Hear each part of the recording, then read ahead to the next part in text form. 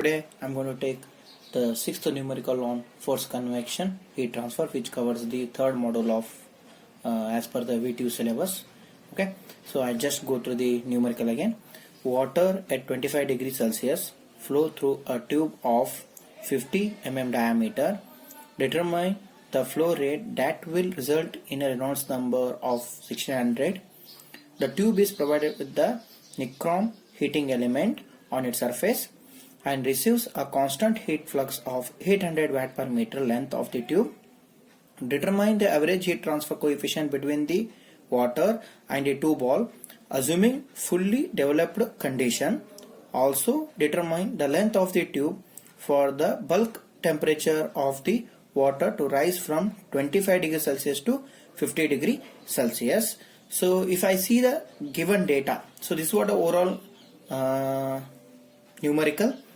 Here if I see the given data, we got the temperature that T1 is 25 degrees Celsius, the diameter of the tube it is 50 mm, nothing but 0.05 meters, and we need to determine the flow rate that will result in Reynolds number, nothing but I need to calculate M value. For Reynolds number is 1600, and he also has given Q, that is 800 watt per meter. Okay, apart from that he is also given temperature T1 and T2. Okay, so here I need to calculate two things, guys. One is the average heat transfer coefficient of the water, and also we need to determine the length of the tube for using the bulk temperature. Okay, so using bulk temperature we need to determine the properties of the water. So you know already how the bulk mean temperature is used. We know that TB is equal to T1 plus T2 divided by 2, nothing but 25 plus 50 divided by 2, nothing but 37.5 degree Celsius. So from HMT data handbook, the properties of water at 37.5 degrees Celsius, you can note it down. The density, that is rho is equal to 995 watt kg per meter cube, and you can calculate the viscosity 0.692 10 raised to minus 6 meter square per second. We can take the Prandtl number 4.340, and also you can take down specific heat value, nothing but 4170 joules per kg Kelvin, and also I can take the surface that is K value, thermoconductivity, that is 0.6280 watt per meter Kelvin. So these are the data which we have taken for the properties of water at 37.5 degree Celsius. Okay, so first condition is what we need to calculate. First case, that is mass flow rate of the water. So how are we going to calculate, guys? As I told you, Q is equal to A into V. So I can write Q as a M by rho into A into V. So if I want to calculate M, nothing but rho A V. Okay, so here I need to calculate this value. So for this I should know the area, I should know density, I should know velocity. So already area, as we know that there is a diameter, so we can calculate the area, and since density is taken from property of the water, and V we need to calculate. How we calculate a V?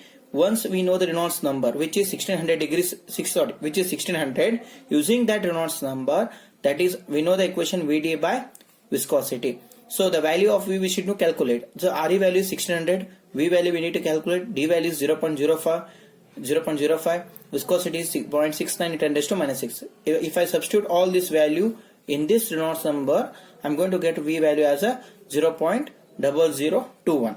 Okay, substituting that value into the main equation, that is M is equal to rho A into V. So the value of rho is already taken from the properties of fluid, that is 995. So area is pi by 4 d square, and V value is 0.0021, just we calculated. From this we get a mass value as a 0.0433 kg per second. So this is what our first condition. What about second condition? Second condition, I need to calculate average heat transfer coefficient. Guys, as the Reynolds number is less than 1600, which from the given data, the flow is laminar. For the laminar flow, for fully developed flow with a constant heat flux, for this condition we get Nu value as a 4.36 directly. Okay, so we need not to once again we need not to calculate for anything. Here the Nu value is directly we are getting that 4.36.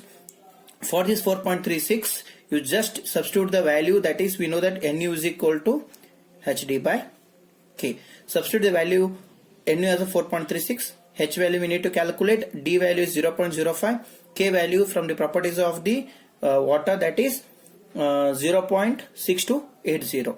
You substitute those value in this equation, so you can get H value as a 54.762 watt per meter square. So we calculate the average heat transfer coefficient. Once you calculate average heat transfer coefficient, we need to calculate the length of the, means nothing but third condition is what? We need to calculate length of the heat exchanger tube. Okay, for this first we need to calculate the value of Q.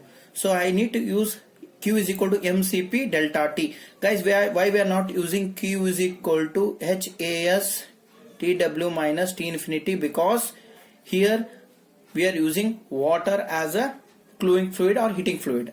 Okay, so depend upon question, you just get it through whether it is heating fluid or cooling fluid. So since we are using this one, and since we are using water as a fluid here, so first we need to calculate how much heat is extracted or transferred from the tube completely.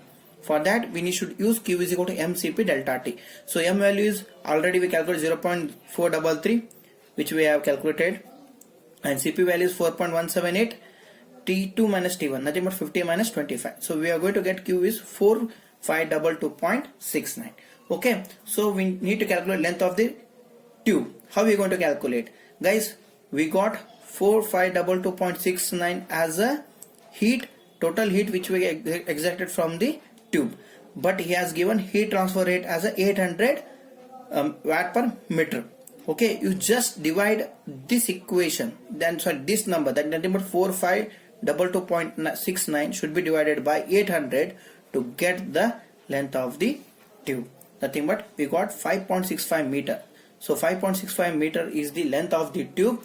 We should have that amount of length of the tube, where the heat transfer can take place in this way. Okay guys, so if you got any doubt with respect to this numerical, you can ask me in the comment box. Okay, thank you guys.